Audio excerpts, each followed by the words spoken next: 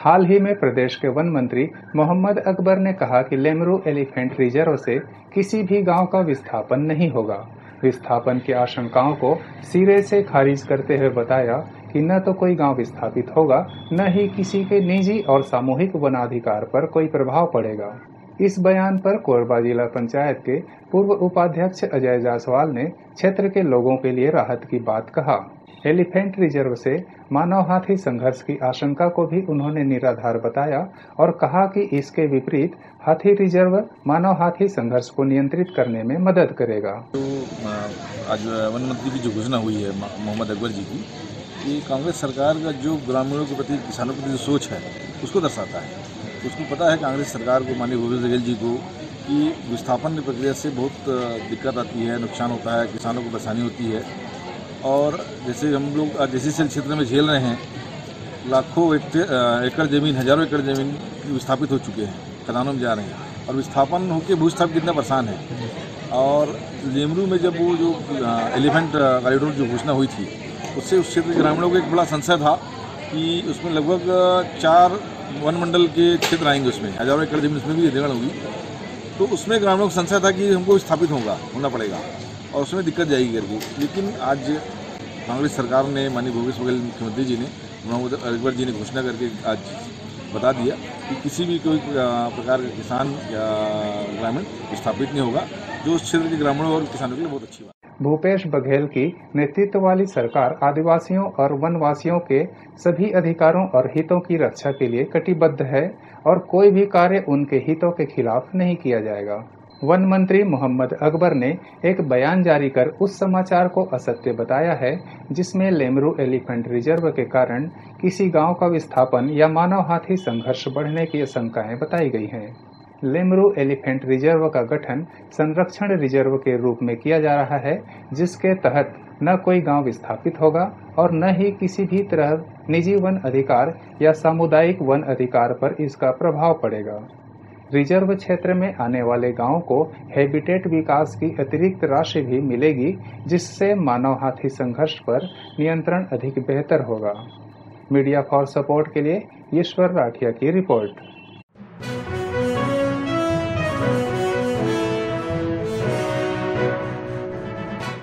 अष्टमी पूजा नवरात्रि के 8वें दिन मां महागौरी की पूजा की जाती है। माता का रंग अत्यंत गोरा है, इसलिए इन्हें महागौरी के नाम से पुकारते हैं। शास्त्रों के अनुसार मां महागौरी ने कठिन तप कर गौर वर्ण प्राप्त किया था। मान्यता है कि मां महागौरी भक्तों पर अपनी कृपा बरसाती है और उनके बिगड़े कामों को पूरा करती हैं। कोरबा के देवी मंदिरों में अष्टमी पूजा हवन अनुष्ठान जारी है। कन्या भोज कराया जा रहा है।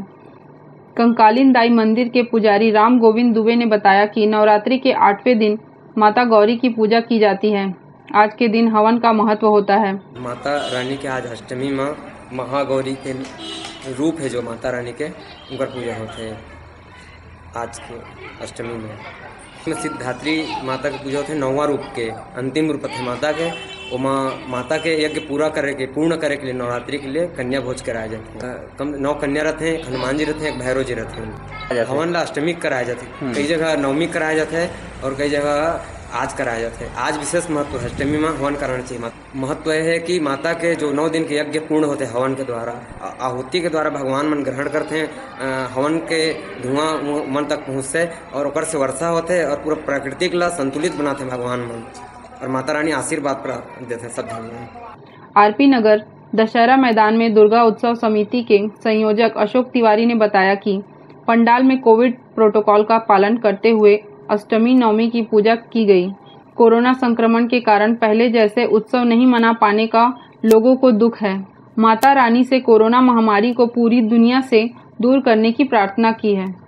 देखिए, समिति के द्वारा शासन प्रशासन के बनाए गए नियमों का और निर्देशों का भली भांति पालन किया जा रहा है और यहाँ पर माँ भगवती का आज महाअष्टमी पूजन हुआ। महाअष्टमी नवमी का जो महासंधि पूजा हुआ और उसके बाद पुष्पांजलि हुई है। बहुत अच्छे से लोग आ रहे हैं, जितने भी श्रद्धालु आ रहे हैं सब पहुंच रहे हैं बड़ी शिष्टता के साथ, बड़े अनुशासित भाव में। और उनको भी ये मालूम है कि कोविड-19 के समय में, इस आपदा काल में अगर समिति यहाँ पर पूजा का कार्यक्रम आयोजित कर पाई है तो सभी सहयोग दें, और सबका सहयोग बहुत अच्छे से मिल रहा है। शासन, प्रशासन, नगर निगम और आम श्रद्धालुओं का विशेष रूप से आप सभी लोगों का इसमें जो स्नेह मिल रहा है, हम सभी बड़ी अभिभूत हैं और बड़ी उत्कृष्ट ढंग से हम तो ये समझते हैं कि इतने ठोस रूप में इस आपदा काल में हम जैसा कर पा रहे हैं, क्योंकि लोगों को तकलीफ है कि लोग आकर के दर्शन नहीं कर पा रहे हैं, खुले रूप में उत्सव नहीं मना पा रहे हैं। हमें भी दुख है इस बात का कि हम लोगों तक वो सुविधाएं, वो सेवाएं जो देते रहे हैं प्रत्येक वर्ष 92 से देते आ रहे हैं, वो नहीं दे पा रहे हैं इस बार। लेकिन इस परिस्थिति को भी अपने अनुकूल बना करके, उसको भी अपने हालात में बनाने के लिए अवसर बना करके हम लोग अपना काम कर रहे हैं। और समिति सभी पूरे कोरबा जिले के लोगों के लिए मंगल कामना करती है कि सबके जीवन में खुशियाँ आए। इसी उद्देश्य से यहाँ पर माँ भगवती की हम सभी मिलकर के पूजा भी कर रहे हैं कि ये महामारी खत्म हो और लोगों के जीवन में खुशियाँ आए। कोरबा के उपनगरीय क्षेत्र कुसमुंडा के विकास नगर, नेहरू नगर, बाकी मोंगरा के शांति नगर में माँ दुर्गा पूजा समिति द्वारा अष्टमी की पूजा अर्चना की गई, साथ में कन्या भोजन भी कराया गया। देखिए ये रिपोर्ट। पे जब से कॉलोनी बनी है लगभग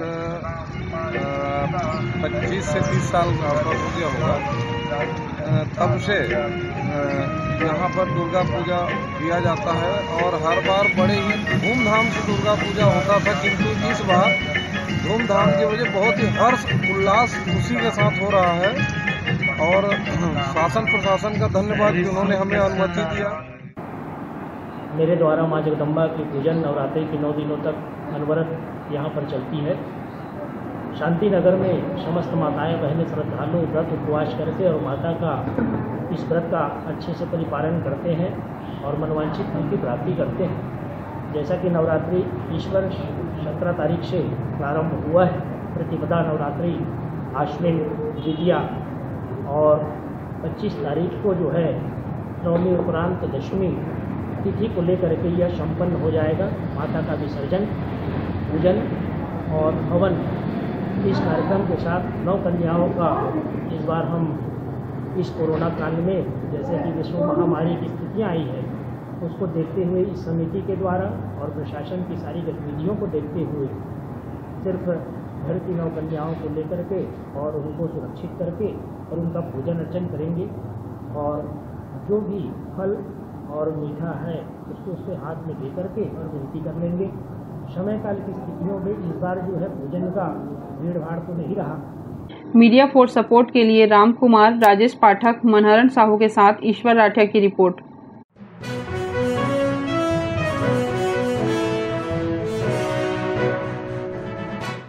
कोरबा में ACCL द्वारा संचालित गेवरा द्वीप का कोयला खदान में हैवी ब्लास्टिंग से पूरे इलाके में कंपन महसूस की जा रही है।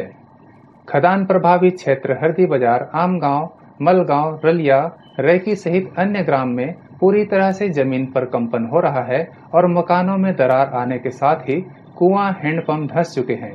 ग्रामीणों के अनुसार कोयला उत्खनन के लिए रोजाना हैवी ब्लास्टिंग कराया जा रहा है। लोगों में दहशत है। तेज ब्लास्टिंग के कारण दोपहर होते ही लोग घर से बाहर निकल जाते हैं। जिला प्रशासन व क्षेत्रीय जनप्रतिनिधियों से भी हैवी ब्लास्टिंग रोक लगाने की मांग की गई है। समस्या तो बहुत है यहाँ, क्योंकि ब्लास्टिंग में ऐसे लगता है कि हम यहाँ से छोड़कर कहीं चले जाए, लेकिन क्या है कि हमारा घर ही है तो हमको कहीं जाते ही नहीं बन रहा है और मजबूरी ये है कि अब रहना ही है। अभी जब तक घर हम लोग को बसावट अगर के वो ना हो जाए तब तक स्थापन करने के लिए तो उन लोग सही अभी बसावट अभी बता नहीं पाए हैं, तो बोल रहे हैं कि अपना देख लो फिर अपना जाना, ऐसे बोल के जब बसावट निर्णय पूरा हो जाए। पहले बसावट देना था तब उसको विस्तार को बढ़ाना था। और ब्लास्टिंग ऐसा है कि हम खुद घर से बाहर निकल जाते हैं कि कहीं ऊपर में गिर ना जाए कि और कुछ। अभी बहुत ज्यादा हो रही है, ये है बहुत दिक्कत का सामना करना पड़ रहा है। खदान में बहुत समस्या भी है। अभी जैसे ब्लास्टिंग करा था अभी दोपहर में डेली पूरा घर हिला थे, सामान गिर जा थे घर से और ये सब दरार पड़ जा थे पूरा। और पहले जब खदान खुली तब 5 किलोमीटर दूरी में रही, अब मुश्किल से 200 मीटर बचे है। हमारा मतलब बाड़ी में है समझ खदान, हाँ नुकसान होते भैया, बर्तन वाड़ा सब गिर जाते, पूरा दहशत में जिंदगी जिया था हमन। और एक कुआं भी मोर ब्लास्टिंग में क्षतिग्रस्त हो गई, और मुआवजा की मांग करें तो टाल मटोल करके रख दिस, मोला नहीं दिस मुआवजा। बहुत ब्लास्टिंग होते तो बाहर में घर ले निकल जाता भैया, दोपहर में पूरा डर भरे जिंदगी जिया था। ब्लास्टिंग होते पूरा मकान हिलते, पूरा एकदम पूरा भूकंप आके जैसे। ओला हर बार बोल चुके गए हैं भैया, तो वो बोलते कि मुआवजा लो मुआवजा लो। मुआवजा ये भी नहीं बताया कि क्या रेट में दिए जाते, और पुराना रेट में देते, और अभी नया के रेट जो है बतावे नहीं करे। हाँ अधिग्रहण हो गए है 2004 में कथे, तो भाई 2004 में अधिग्रहण हो गए तो वही टाइम ले लेना रिसे जमीन ला। अब वो बचे है तो वो जमीन अभी के रेट नहीं दे के पुराना रेट में देते। अभी जो महंगाई में आदमी मकान बना है, वो महंगाई में पुराना रेट में कैसे ली? नया रेट में जो सरकार निर्धारित करे थे मैं दे भाई, और नया बसाहट बताया जो मेरे देना है। यहाँ आए दिन भूकंप आने जैसा लगता है, और रोज दोपहर को 1 से 2 बजे तक के इतना घर हिलता है कि हम लोग डर के बाहर आ जाते हैं। और गिलास का जो पानी रहता है वो पानी भी बाहर आ जाता है, गिलास इतना जोरदार भूकंप आता है। और देखते ही देखते खदान एकदम पास आ गया है। पहले खदान दूर जाता तो इधर ट्रक वरक चलता था, धूल दस्त था, उतना कुछ नहीं था। और अब जो जैसे जैसे खदान पास आ रहा है उतने और डर भरी जिंदगी बढ़ते जा रही है, और कोई भरोसा नहीं, किसी भी टाइम कुछ हो सकता है, और हर दीवार में दरारें पड़ रही हैं। ग्रामीणों का आरोप है कि SECL प्रबंधन कोयला उत्खनन की होड़ में लोगों की जान की परवाह नहीं कर रहा है। दीपका से मीडिया फॉर सपोर्ट के लिए राजेश साहू की रिपोर्ट।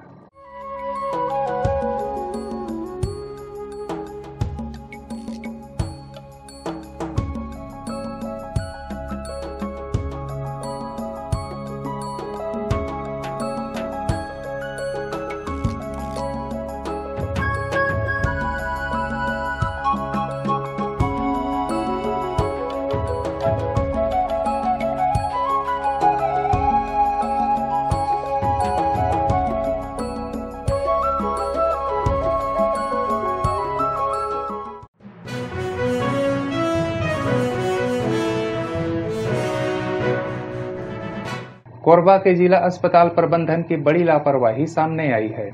एक तरफ जिले में कोरोना का संक्रमण लगातार बढ़ रहा है, वहीं दूसरी ओर मेडिकल वेस्ट का डिस्पोजल जिला अस्पताल से पिछले कई दिनों से नहीं हो रहा है। तस्वीरों में आप देख सकते हैं कि जिला अस्पताल के ठीक पीछे मेडिकल वेस्ट का एक रूम बना हुआ है। बड़े बड़े पॉलीथीन में अस्पताल से निकलने वाला मेडिकल वेस्ट यहाँ रखा जा रहा है। रूम में कचरा भरने से रूम के बाहर तक फैला हुआ है। मवेशी खा रहे हैं। ISO प्रमाणित जिला अस्पताल में मेडिकल कचरा नियमित नहीं डिस्पोज होने से कोरोना संक्रमण का खतरा और भी बढ़ गया है। जिला अस्पताल में कोरोना संक्रमित से लेकर सामान्य बीमारी के मरीजों का उपचार हो रहा है। वहीं अस्पताल परिसर में कोरोना सैंपल बूथ में सैंपल लिए जा रहे हैं। ऐसे में मेडिकल वेस्ट से बीमारी का खतरा बना हुआ है। अस्पताल प्रबंधन की लापरवाही लोगों के लिए परेशानी का सबब बन सकती है। इधर जिला अस्पताल के एक स्टाफ का कहना है कि ये मेडिकल वेस्ट स्टोर है। अधिकारियों को इसकी जानकारी दी गई है, लेकिन अब तक कचरा क्यों नहीं उठ रहा नहीं मालूम। ये बायोमेडिकल वेस्ट है, हॉस्पिटल में जो वेस्ट निकलता है। नहीं, ये वहाँ का आइसोलेशन वार्ड का जो वहाँ के कर्मचारी लोग जो पैन के उपयोग करने के बाद यहाँ रखते हैं। हाँ। और ये क्यों नहीं उठ रहा ये मुझे भी नहीं पता, क्योंकि कई बार मैंने अपने ऊपर जो भी है अपने इंचार्ज को बता चुका हूँ, और अभी वर्तमान में नहीं उठ रहा। तो नहीं रहना चाहिए, रोज़ का रोज़ उठ जाना चाहिए। बट ये सर अब नया ठेका हुआ है, हम पहले संभालते थे, जो हमारे अंडर में था तो ठीक चलता था। क्यों अभी नहीं उठ रहा है ये मुझे नहीं पता। हम आपको बता दें, अस्पताल परिसर से लगा डॉक्टर व अन्य स्वास्थ्य कर्मियों का आवास भी है, जो मेडिकल वेस्ट से महज 500 मीटर की दूरी पर हैं। इससे स्वास्थ्य विभाग के अधिकारी कर्मचारियों पर भी संक्रमण फैलने का खतरा है। आखिर क्यों नहीं नियमित उठाया जा रहा मेडिकल कचरा, ये एक बड़ा सवाल है। यदि जल्द ही अस्पताल प्रबंधन मेडिकल वेस्ट का निपटारा नहीं करेगा तो निश्चित ही स्वास्थ्य कर्मियों के साथ सफाई कर्मी भी संक्रमण के शिकार हो सकते हैं। News desk, media for support.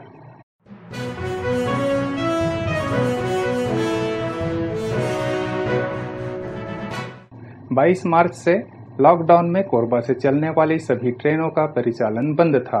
Unlock में रेलवे ने ट्रेनों का परिचालन शुरू किया और कुछ ट्रेनों को बंद कर दिया। बंद ट्रेन में हसदेव एक्सप्रेस ट्रेन शामिल है। सभी ट्रेनों का परिचालन नहीं होने से कोरबा के लोगों को खासी परेशानी हो रही है। रायपुर के लिए फास्ट ट्रेन हसदेव एक्सप्रेस से बड़ी संख्या में लोगों का आना जाना होता था।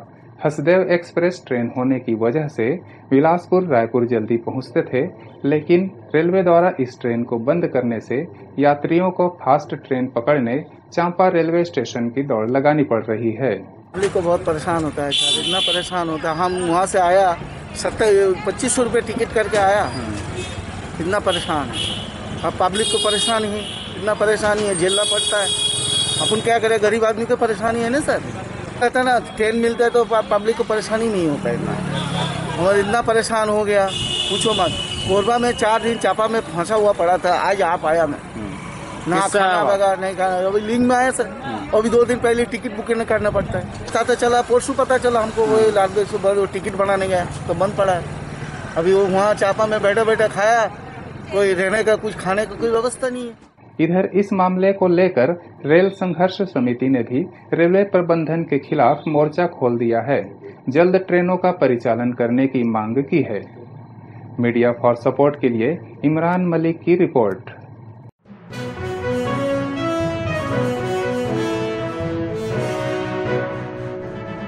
कोरबा की निगम क्षेत्र के बीपीएल और एपीएल हितग्राहियों को सितंबर माह का राशन नहीं मिला है। कोरोना काल में खाद्य विभाग द्वारा दी जाने वाले खाद्यान्न नहीं मिलने से हितग्राहियों को परेशानी का सामना करना पड़ रहा है। इस मामले में बीजेपी पार्षद प्रतिभा शर्मा, नरेश देवांगन, विजय साहू, शैलेंद्र सिंह पप्पी द्वारा जिला खाद्य अधिकारी को पत्र लिखकर जल्द सितंबर माह का राशन दिलवाने की मांग की गई है। पार्षदों की मांग पर जिला खाद्य अधिकारी ने पार्षदों के पत्र का हवाला देते हुए संचालक खाद्य नागरिक आपूर्ति एवं उपभोक्ता संरक्षण संचालनालय रायपुर को पत्र लिखकर बैकलॉग माह सितंबर का खाद्यान्न सामग्री बांटने टेबलेट के माध्यम से किए जाने की अनुमति मांगी है। इधर पार्षद शैलेंद्र सिंह पप्पी का कहना है कि लॉकडाउन के कारण सितंबर माह का राशन उनके वार्ड के हितग्राहियों को नहीं मिला है, जिसे उपलब्ध कराने की मांग खाद्य विभाग से की गई है। 23 जिला प्रशासन द्वारा 23 सितंबर से 2 अक्टूबर तक लॉकडाउन के कारण सैकड़ों बीपीएल परिवार हो चाहे एपीएल परिवार हो, जिनको राशन का आवंटन सितंबर माह का नहीं हो पाया था, जिसके द्वारा हमारे सारे भाजपा के पार्षदों ने मिलकर अपने खाद्य विभाग को एक चिट्ठी दी। उस चिट्ठी को आधार बनाकर खाद्य विभाग ने रायपुर मंत्रालय भेजा और रायपुर मंत्रालय से जवाब आ गया है कि सारे जितने जो भी छूटे हुए परिवार हैं उनको राशन दिया जाए और 2-4 दिन के अंदर ये राशन बंटना शुरू हो जाएगा। सभी निश्चित मंत्रालय से पत्र आ गया है, बांटने का आदेश आ गया, तो निश्चित बांटने के खाद्य विभाग तो बांटना ही पड़ेगा। अगर नहीं बांटे तो हम भाजपा पार्षद मिलकर फिर इस आवाज को फिर से उठाएंगे, क्योंकि चावल तो सबका जिसको आवंटन होना उठाव होना तो सारा चावल उठाव हो चुके हैं और हम लोग दबाव बनाए तो और इस कारण मजबूरी बस उन लोगों को चावल बांटना पड़ रहा, वरना ये सारे चावल दबा जाते हैं मेरे ख्याल से। मुझे उम्मीद है कि हमने तभी तो रायपुर मंत्रालय से फिर जवाब आया कि इनको तुरंत आवंटन किया जाए और बिल्कुल आवंटन होगा। 2 से 3 दिन के अंदर सारे बीपीएल पूरे कोरबा क्षेत्र के जितने बीपीएल परिवार और एपीएल परिवारों को राशन नहीं मिला है और ये हमारे पूरे भाजपा के पार्षदों ने मिलकर इसके लिए प्रयास किया और ये प्रयास रंग लाई और रंग चावल मिलेगा उन्हें। मीडिया फॉर सपोर्ट के लिए राम कुमार की रिपोर्ट।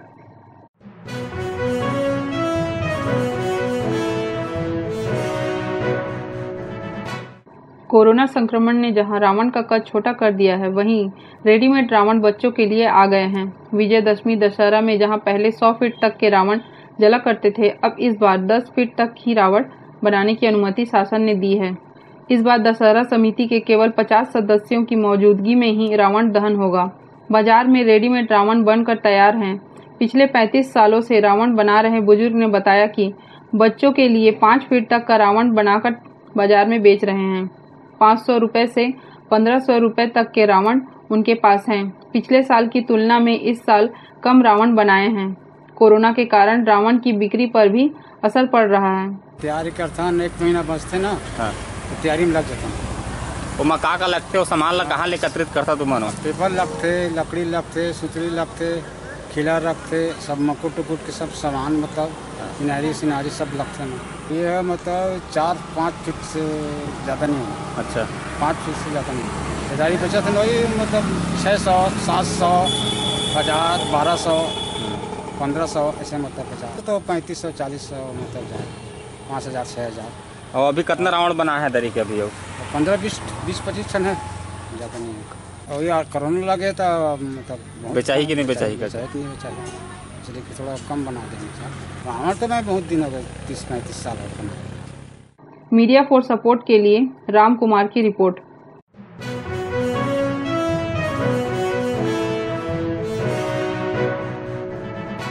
कोरबा में कर्मचारी अधिकारी फेडरेशन ने शिक्षक फेडरेशन की मांगों का समर्थन किया है। अपनी 15 सूत्रीय मांगों को लेकर फेडरेशन ने मुख्यमंत्री स्कूल शिक्षा मंत्री के नाम ज्ञापन कलेक्टर को सौंपा है।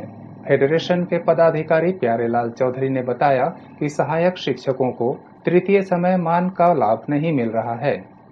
आज शिक्षक फेडरेशन का जो विभिन्न मांगे हैं उनमें हमारा फेडरेशन जो है पूर्ण रूप से समर्थन कर रही है।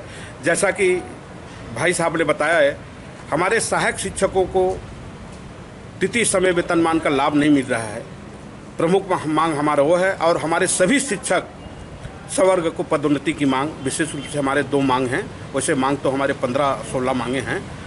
कलेक्टर मैडम के द्वारा मुख्यमंत्री, शिक्षा मंत्री और स्कूल सचिव महोदय को सौंपने जा रहे हैं। शिक्षक फेडरेशन का कहना है कि मंत्रियों को न्यायपाती के नाम भेज रहे हैं। शिक्षकों की लंबित मांगों को जल्द पूरा कर न्याय दें। शिक्षकों को कोविड ड्यूटी में लगाया जा रहा है। अपनी जान की परवाह नहीं करते हुए ड्यूटी कर अपनी सेवाएं दे रहे हैं।